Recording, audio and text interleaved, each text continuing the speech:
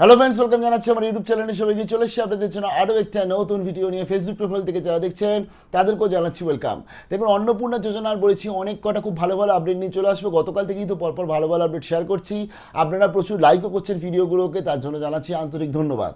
এবং অনেক video notification যাবে না, দিয়ে মাঝে মাঝে দেখতে হবে আরজিটি ইউটিউব চ্যানেলকে, কারণ আজকে 10ই জুলাই, আজকে খুব ইম্পর্টেন্ট ডেট অন্নপূর্ণা যোজনা রিজেক্টেড ক্যান্ডিডেটদের জন্য। বিশেষ করে জানিয়ে দিই কী কী আপডেট চলে আসছে, পরপর বলে দিই। আমাদের নিশ্চয়ই মনে আছে আপনাদের যে 1 জুলাই আমাদের টোটাল আজকে বলা হয়েছিল আবেদনকারী যে সংখ্যা ছিল 1,62,1,62,00,000 মতন মহিলারা, এবং তার মধ্যে থেকে অ্যাপ্রুভাল পেয়েছিল 1,22,00,000 এবং 27 লক্ষের বেশি আবেদন সেই সময় বাতিল হয়েছিল। যে 27 লক্ষর মধ্যে এবার আজকের দিনে অবধি কতগুলো রিজেক্ট থেকে অ্যাকসেপ্টেড হচ্ছে সেটাই এখন আমরা নিশ্চয়ই দেখব। তবে টোটালভাবে আজকে যে অন্নপূর্ণা যোজনার জন্য যে এলিজিবিলিটি ক্রাইটেরিয়া ছিল, যেটা 19 তারিখে যে ক্রাইটেরিয়া ছিল, সেই ক্রাইটেরিয়া ধরেই যেহেতু এগোনো হচ্ছে, অর্থাৎ বর্তমানে কি আমরা ইনকাম ট্যাক্স যারা দেয় না এবং 25 থেকে 60-এর মধ্যে বয়স এবং ভোটের কার্ডে এসআইআর নাম রয়েছে। আরও দুটো ক্রাইটেরিয়া 8 তারিখ থেকে যুক্ত হয়েছে। এক হচ্ছে আশাকর্মী বা সিভিক ভলেন্টিয়ার যারা রয়েছে, অর্থাৎ বা প্যারা টিচার, তারা এর মধ্যে আসছে না, বা তাদের ফ্যামিলির কেউ আসছেন এর মধ্যে।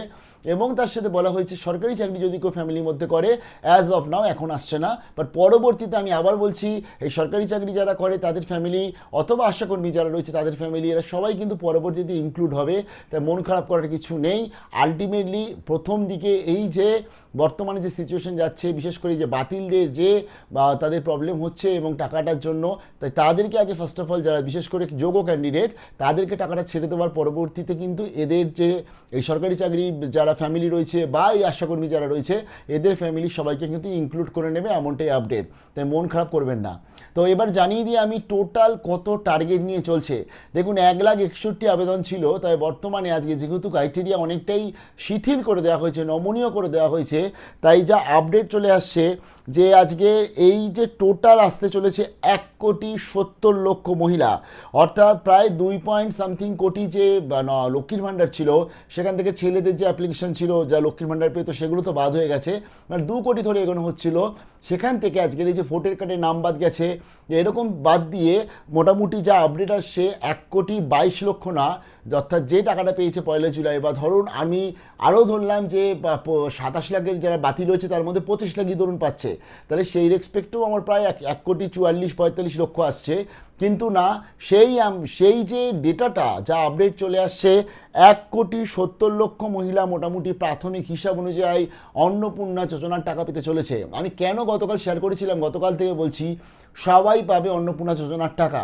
এর কারণ হচ্ছে এই যে 1,70,00,000। এবার আপনারা বলবেন 36,000 কোটি টাকা তো মাত্র বাজেট ছিল, সেই রেসপেক্টে 1,20,00,000 যদি 8 মাসের বাজেট হয়, তাহলে এখানে আমি আজকে 1,70,00,000 কী করে বলছি? কারণ সেটা হলে আমার প্রত্যেক মাসে 5,100 কোটি টাকা খরচা হবে এবং প্রতি বর্ষে খরচা হবে 61,200, মানে 61,200 crore রুপিস খরচা হবে।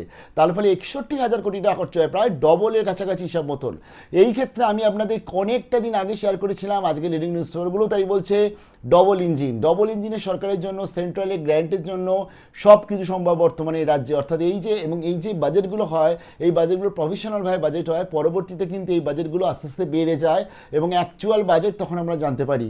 এবং সেখানে দাঁড়িয়ে এই 36,000 বাজেটটাই কিন্তু হতে চলেছে 61,200 কোটি টাকার মতন বাজেট হতে চলেছে, এমনটাই আপডেট। এবং ডবল ইঞ্জিনের ভরসাতে কিন্তু এই বাজেট বাড়তে চলেছে, কারণ প্রত্যেকটি যোগ্য মহিলাদের যেহেতু বর্তমানে বিজেপি সরকার তারা 3,000 টাকা করে দেবে বলে অঙ্গীকার নিচ্ছে।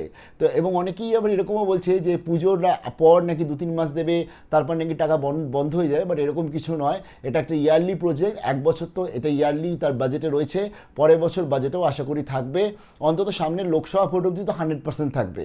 এবং বা আমি যদি লোকসভা নাও ধরি, যদি বিধানসভা ধরি, বিধানসভা অবধিও কিন্তু থাকবে, কারণ এটা একটা ফোর্টে, যেটা আমাদের যে বললাম ভাতাযুক্ত রাজনীতি অনেক জায়গায় বলেছিলাম, যেটা শুরু করেছিল গত সরকার এবং বর্তমানে সরকার ধারক বাহক হিসাবে সেটাকে বহন করে নিয়ে যাচ্ছে। বাট আলটিমেটলি সবাই টাকা পেতে চলেছে এবং এই বাজেটটাও ইনক্রিজ হতে চলেছে।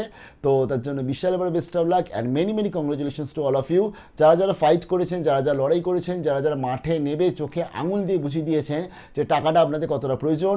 দিলে সবাইকে দিন, নাহলে কাউকে দিতে হবে না। যে প্রশ্নটা আপনারা বারে বারে করেছেন এবং আপনাদের জন্যই কিন্তু আমরা সহজ দেখাতে পেরেছি, বিশেষ করে আমি সৎসাহস দেখিয়ে একদম যে আমি ভিডিওগুলো করেছিলাম আপনাদের নিশ্চয়ই মনে আছে, সেগুলো কিন্তু আপনাদের জন্যই সৎসাহস দেখাতে পেরেছি, কারণ কতটা দরকার ছিল।